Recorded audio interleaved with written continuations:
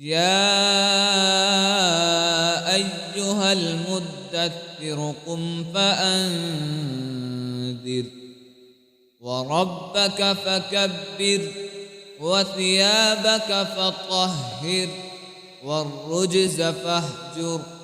ولا تمنن تستكثر ولربك فاصبر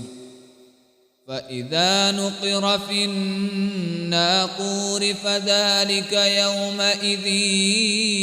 يوم عسير على الكافرين غير يسير ذرني ومن خلقت وحيدا وجعلت له مالا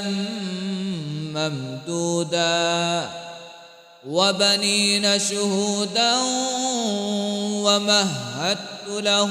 تمهيدا ثم يطمع أن أزيد كلا إنه كان لآياتنا عنيدا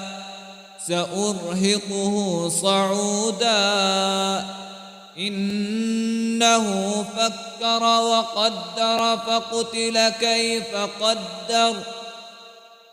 ثم قتل كيف قدر ثم نظر ثم عبس وبسر ثم أدبر واستكبر فقال إن هذا إلا سحر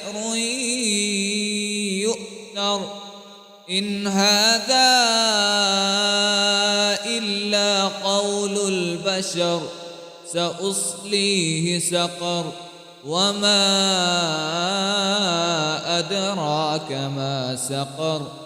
لا تبقي ولا تذر لواحة للبشر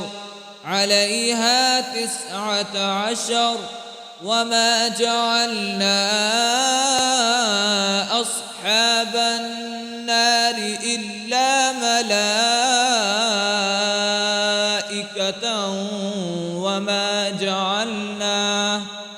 وما جعلنا عدتهم إلا فتنة للذين كفروا ليستيقن الذين أوتوا